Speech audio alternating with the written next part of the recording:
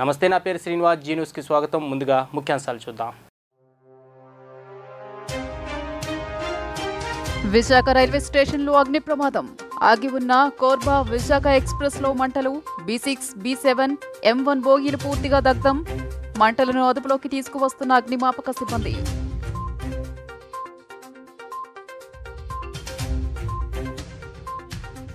అక్రమంగా నిల్వ ఉంచిన రేషన్ బియ్యాన్ని పట్టుకున్న కొండపల్లి పోలీసులు.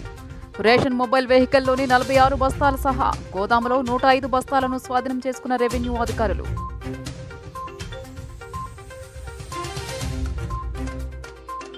వెలగపూడి సచివాలయంలో రేపు కలెక్టర్ల సదస్సు. అన్ని జిల్లాల కలెక్టర్లతో సమావేశం నిర్వహించనున్న ముఖ్యమంత్రి చంద్రబాబు నాయుడు.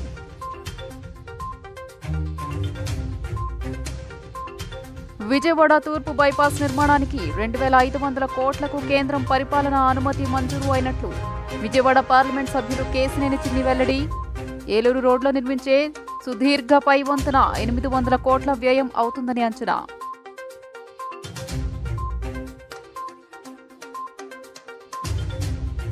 విజయవాడలో ఉన్నత విద్యలో జాతీయ విద్యా విధానం అమలు సవాళ్లు అనే అంశంపై 2 రోజుల పాటు జాతీయ సదస్సు.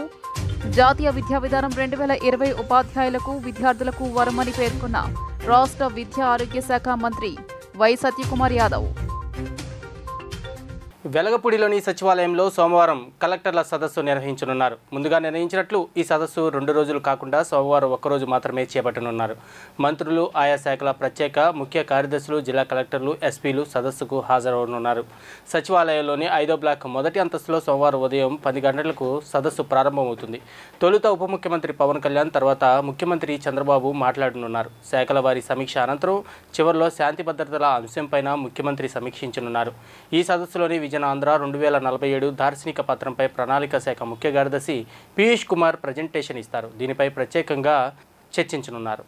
జాతీయ విద్యా విధానం 2020 ఉపాధ్యాయులకు విద్యార్థులకు వరమని, వారి బంగారు భవిష్యత్తుకు బాటలు వేస్తుందని రాష్ట్ర వైద్య ఆరోగ్య శాఖ మంత్రి వై సత్యకుమార్ యాదవ్ అన్నారు.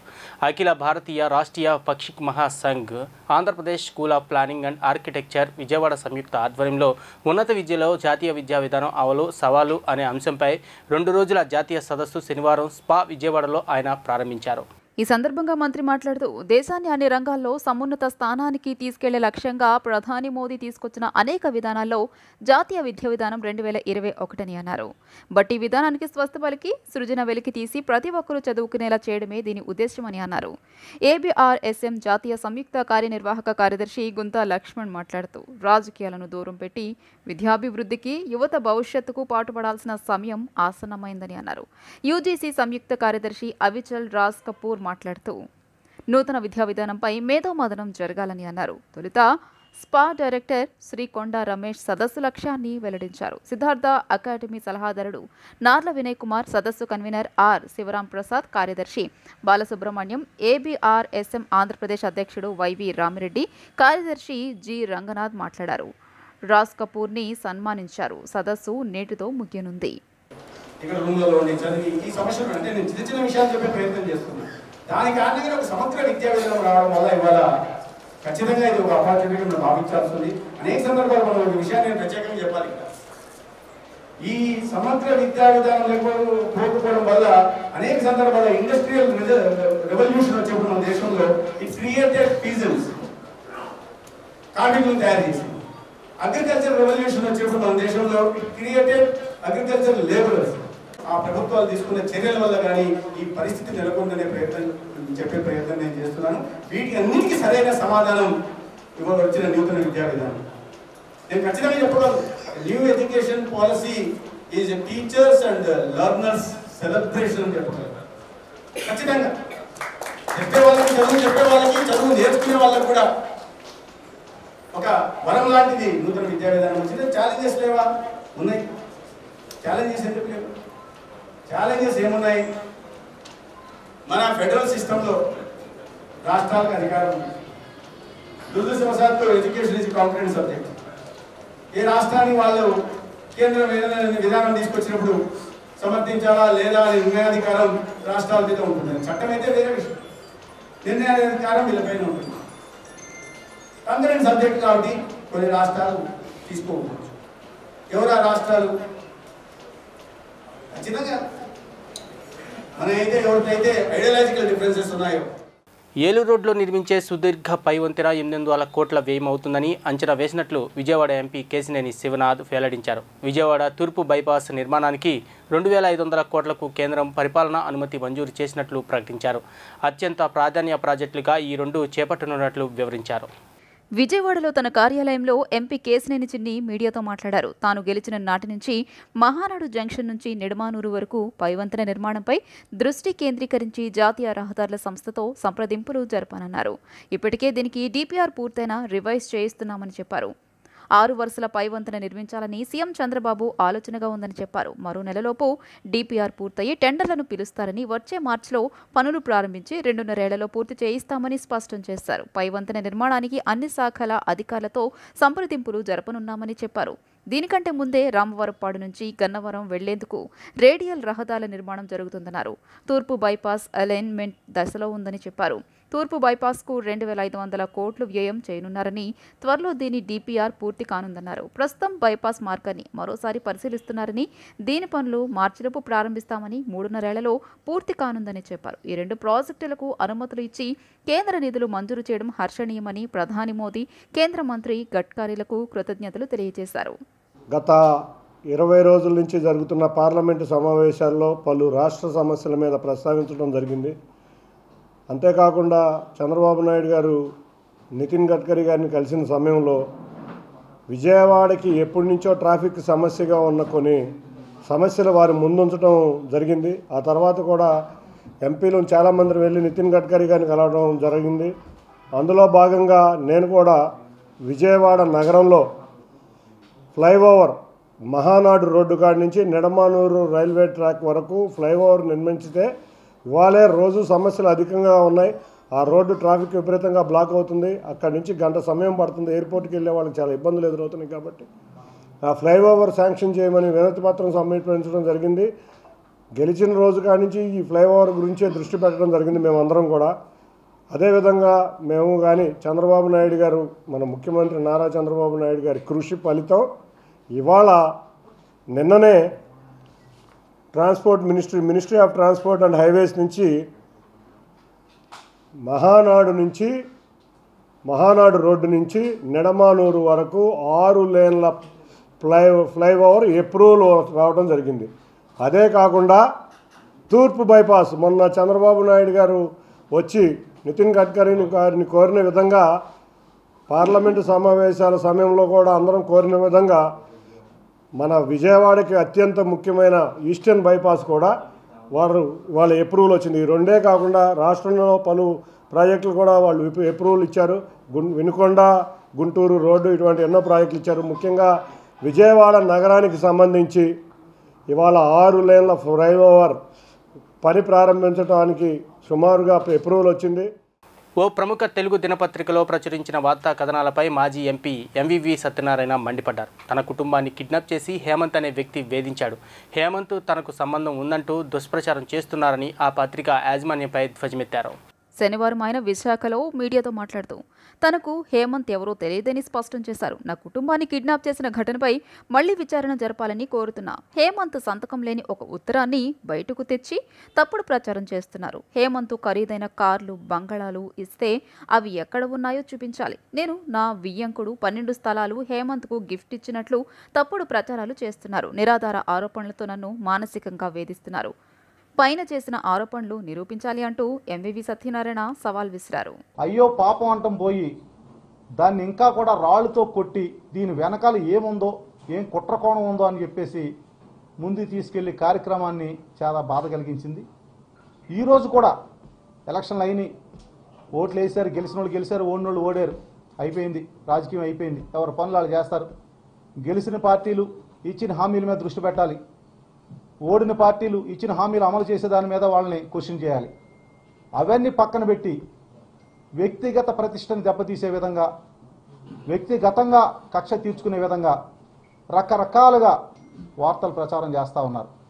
దానికి నేను బాధతో ఈరోజు ఈ ప్రెస్ మీట్ పెట్టడం జరిగింది. ముఖ్యంగా విశాఖ ఎంపీ చుట్టూ బిగుస్తున్న ఉచ్చు. ఈరోజు ఒక ప్రముఖ దినపత్రిక ఈనాడులో ఈరోజు వార్త రావడం జరిగింది. అదేవిధంగా నిన్న మొన్న ప్రశ్నల వర్షం, ఎంఈవి కుటుంబ సభ్యులు కిడ్నాప్ మిస్టరీపై పోలీసులు గురి. సరే, ఇప్పుడు నేను ఒకటి అడుగుతా ఉన్నా, దీంట్లో వీళ్ళ రాసిన దాంట్లో సారాంశం ఏంటంటే, ఫస్ట్ నుంచి చాలా రోజుల నుంచి చాలాసార్లు చెప్పుకొస్తా ఉన్నారు, నేను పట్టించుకోలేదు దానికోసం.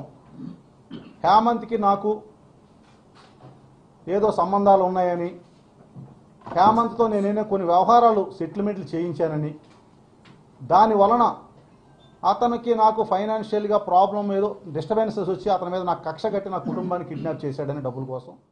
Big Boss fame Nutan Naidu Congress పార్టీలో చేరారు. ఏపీ కాంగ్రెస్ అధ్యక్షురాలు వైఎస్ షర్మిల నూతన్ నాయుడుకి కండువా కప్పి పార్టీలోకి ఆహ్వానించారు. ఏపీలో కాంగ్రెస్ పార్టీ కోసం కృషి చేస్తానని నూతన్ నాయుడు ఈ సందర్భంగా చెప్పారు. బిగ్ బాస్ తర్వాత కొన్ని సినిమాలు చేసిన నూతన్ నాయుడు కొంతకాలంగా తెరమరుగయ్యారు. గతంలో ఆయనపై ఓ వివాదం కూడా ఉంది. తమ ఇంట్లో పనిచేసే దళిత వ్యక్తికి శిరోమండనం చేశారన్న కేసును ఎదుర్కొన్నారు. గతంలో నూతన్ నాయుడు మాజీ ఎంపీ లగడపట్టి తరపున సర్వేలు కూడా నిర్వహించారని ప్రచారంలో ఉంది. ఇన్నాళ్లకు నూతన్ నాయుడు కాంగ్రెస్ పార్టీలో చేరటం ద్వారా మళ్ళీ తెరపైకి వచ్చారు.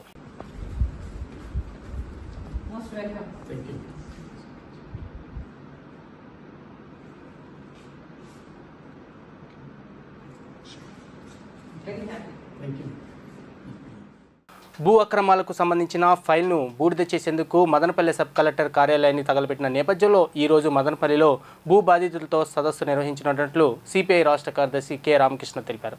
మదనపల్లి ఘటనలో రాజకీయ నాయకులు, అధికారులు, ఉద్యోగులు కుమ్మక్కయ్యారని ఆయన ఆరోపించారు. త్వరలోనే విజయవాడలో భూ బాధితుల రాష్ట్ర స్థాయి సదస్సు నిర్వహించనున్నట్లు రామకృష్ణ శనివారం ఒక ప్రకటనలో తెలిపారు. కాగా అమరావతి రాజధాని నిర్మాణానికి భూములు ఇచ్చిన రైతులకు క్యాపిటల్ గెయిన్ ట్యాక్స్ నుంచి మినహాయింపు ఇవ్వాలని సిపిఐ రాష్ట్ర సహాయ కార్యదర్శి ముప్పాల నాగేశ్వరరావు ప్రభుత్వాన్ని కోరారు. ఇవాళ రాష్ట్ర వ్యాప్తంగా దాదాపు అన్ని జిల్లాల్లో కూడా పెద్ద ఎత్తున భూ కబ్జాలు, భూ బదలాయింపులు అక్రమంగా జరిగాయని చెప్పి వార్తలు వస్తూ ఉన్నాయి. ఇది అత్యంత తీవ్ర స్థాయికి చేరి ఇవాళ ప్రభుత్వం మారిన తర్వాత రెవెన్యూ కార్యాలయాలకే రికార్డు ధ్వంసం చేసే పేరిట అగ్గిపెట్టే పరిస్థితి వచ్చింది.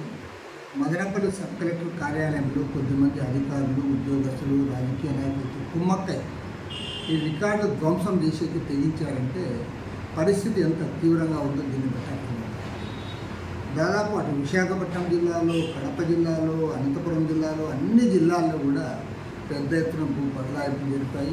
రాజకీయ నాయకులు, రెవెన్యూ అధికారులు కుమ్మక్కై అనేక మంది రైతులను, పేదలను బెదిరించి వాళ్ళ భూములు లాక్కున్నారు, అక్రమంగా రిజిస్ట్రేషన్ చేసుకున్నారు. కాబట్టి వీటన్నిటిపైన కూడా ఇవాళ బాధితులు ముందుకు వస్తూ ఉన్నారు. వాళ్ళందరూ కూడా సమీకరించడానికి రాష్ట్ర వ్యాప్తంగా సిపిఐ తరఫున మేము టేకప్ చేస్తూ ఉన్నాం.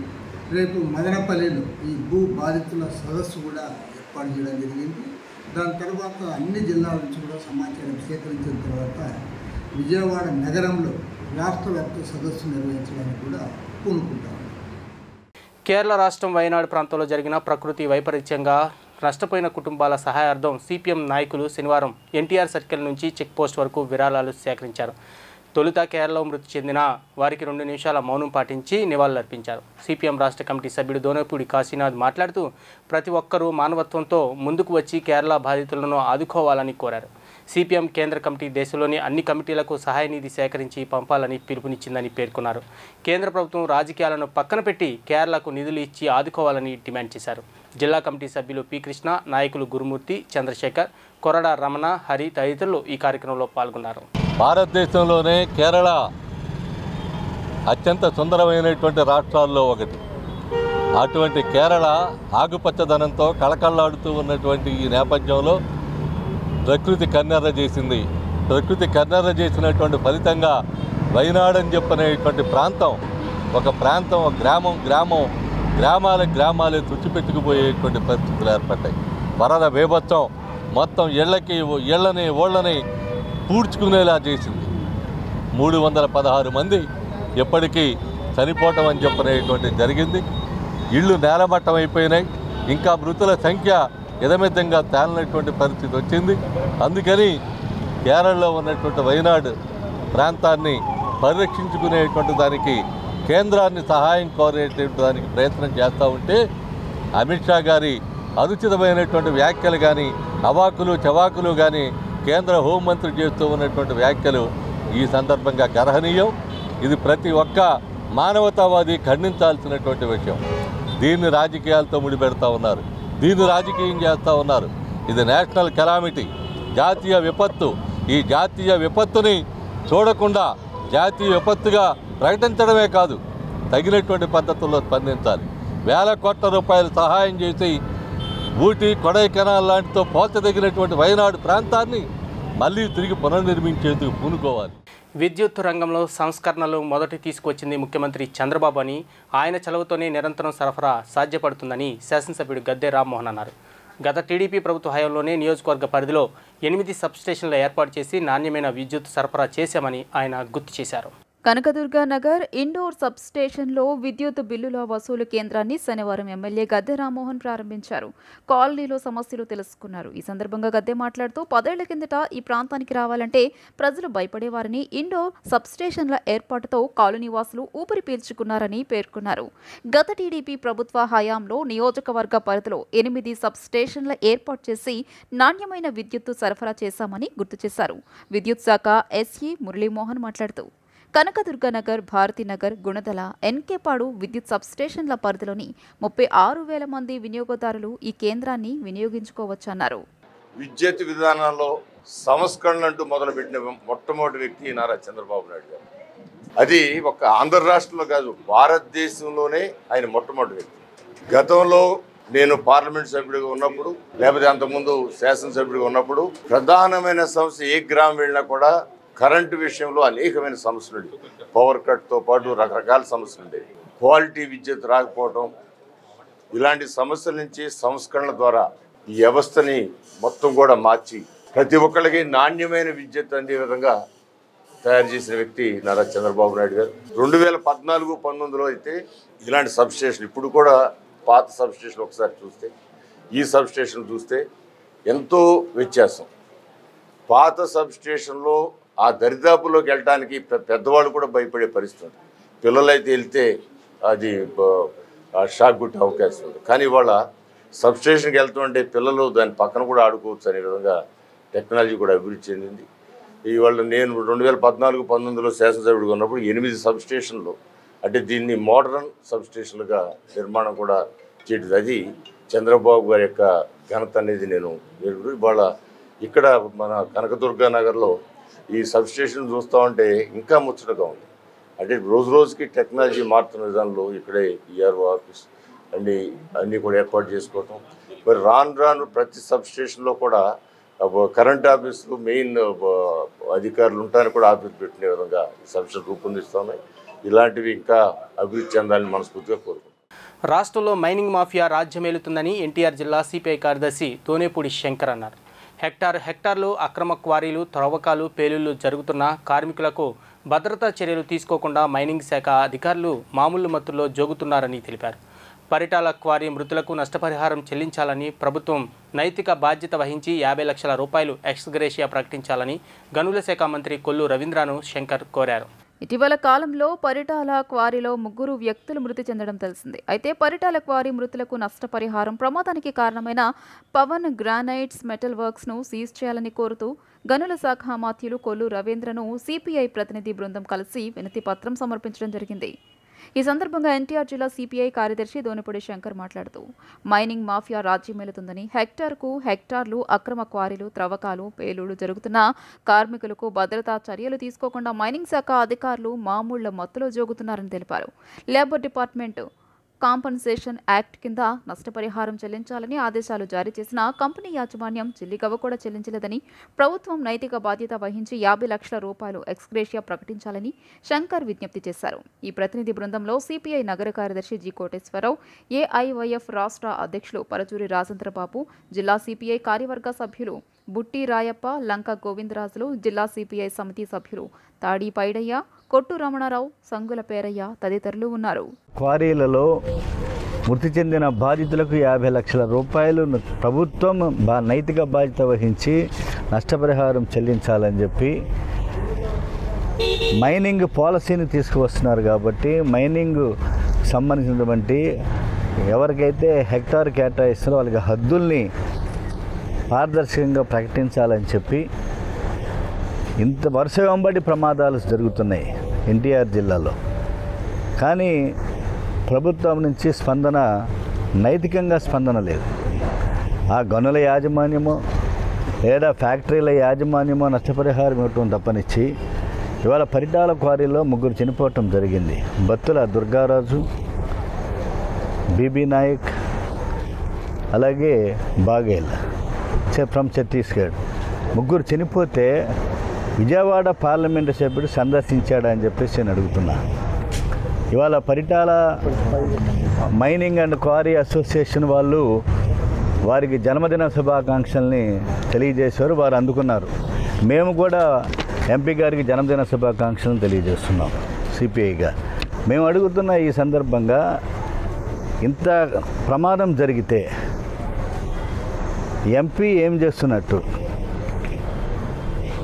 మా సునిశ్చితమైనటువంటి విమర్శ ఇది. ఎందుకు సందర్శించలేదు? ఎమ్మెల్యేలు ఎందుకు సందర్శించటల్లా? కొండపల్లి షాదీఖానాలో నిల్వ ఉంచిన అక్రమ రేషన్ బియ్యాన్ని పోలీసులు అదుపులోకి తీసుకున్నారు.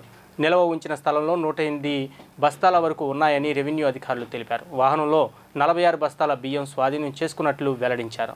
ఎన్టీఆర్ జిల్లా కొండపల్లి షాదీఖానాలో నిల్వ ఉంచిన అక్రమ రేషన్ బియ్యాన్ని పోలీసులు అదుపులోకి తీసుకున్నారు. ఇంటింటికి పంపిణీ చేసే వాహనం ద్వారా ఈ రేషన్ తరలిస్తున్నారని సమాచారం తెలుసుకున్న టాస్క్ ఫోర్స్ అధికారులు అక్రమ రేషన్ బియ్యాన్ని పట్టుకున్నారు. ఈ బియ్యం సుమారు 6 క్వింటాల రేషన్ బియ్యం ఉన్నట్లు అధికారులు గుర్తించారు.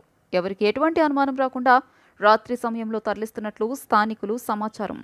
బొమ్మల తయారీ కోసం అంటూ స్థలాన్ని బాగు చేసుకుని అక్రమ రేషన్ నిల్వ ఉంచినట్టు స్థానికులు తెలిపారు. కొండపల్లికి చెందిన కాజా అనే వ్యక్తి రేషన్ తరలిస్తున్న క్రమంలోనే అధికారులు పట్టుకున్నారు. బియ్యం పంపిణీ చేసే వాహనం కూడా తన పేరు మీదే ఉండటం, తానే స్వయంగా వాహనం ద్వారా అక్రమ రవాణా చేయడంపై అధికారులకు వచ్చిన సమాచారం మేరకు పట్టుకోగా విషయాలన్నీ బయటకొచ్చాయి. గతంలో కూడా పలుమార్లు పట్టుకున్నా మారలేదంటూ అధికారులు చెబుతున్నారు. ఇంటింటికి పంపిణీ చేసే వాహనాన్ని పోలీసులు అదుపులోకి తీసుకున్నారు. వాహనంలో 46 బస్తాల బియ్యం ఉన్నట్లు గుర్తించారు.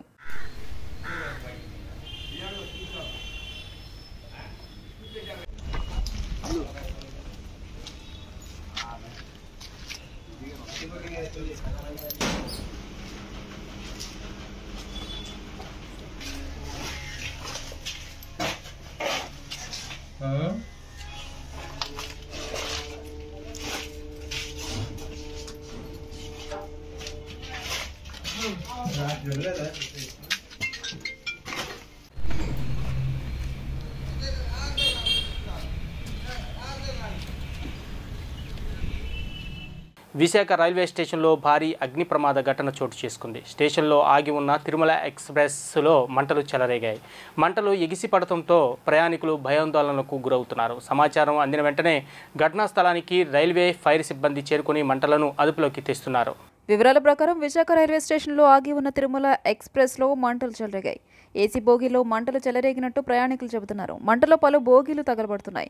దీంతో అప్రమత్తమైన అధికారులు స్టేషన్లో ఉన్న ప్రయాణికులను బయటకు పంపిస్తున్నారు. అగ్ని ప్రమాద సమాచారం అందిన వెంటనే ఘటనా స్థలానికి అగ్నిమాపక సిబ్బంది చేరుకుని మంటలను అదుపులోకి తెస్తున్నారు.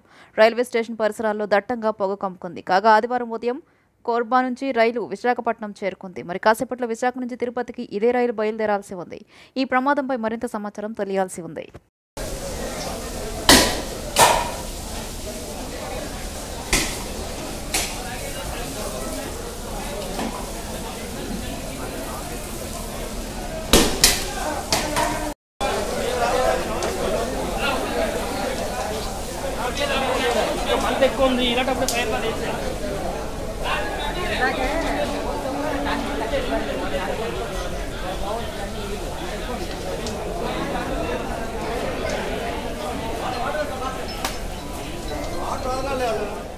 వార్తలు ముగించే ముందు ముఖ్యాంశాలు మరోసారి చూద్దాం. విశాఖ రైల్వే స్టేషన్లో అగ్ని ప్రమాదం. ఆగి ఉన్న కోర్బా విశాఖ ఎక్స్ప్రెస్లో మంటలు. B6, B7, M1 బోగీలు పూర్తిగా దగ్ధం. మంటలను అదుపులోకి తీసుకువస్తున్న అగ్నిమాపక సిబ్బంది.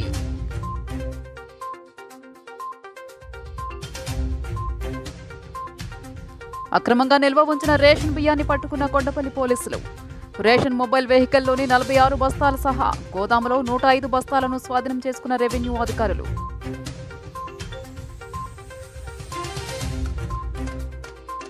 వెలగపూడి సచివాలయంలో రేపు కలెక్టర్ల సదస్సు.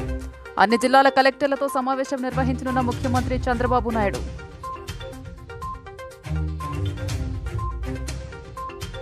విజయవాడ తూర్పు బైపాస్ నిర్మాణానికి 2,500 కోట్లకు కేంద్రం పరిపాలనా అనుమతి మంజూరు అయినట్లు విజయవాడ పార్లమెంట్ సభ్యులు కేశినేని చిన్ని వెల్లడి. ఏలూరు రోడ్లో నిర్మించే సుదీర్ఘ పై వంతెన 800 కోట్ల వ్యయం అవుతుందని అంచనా.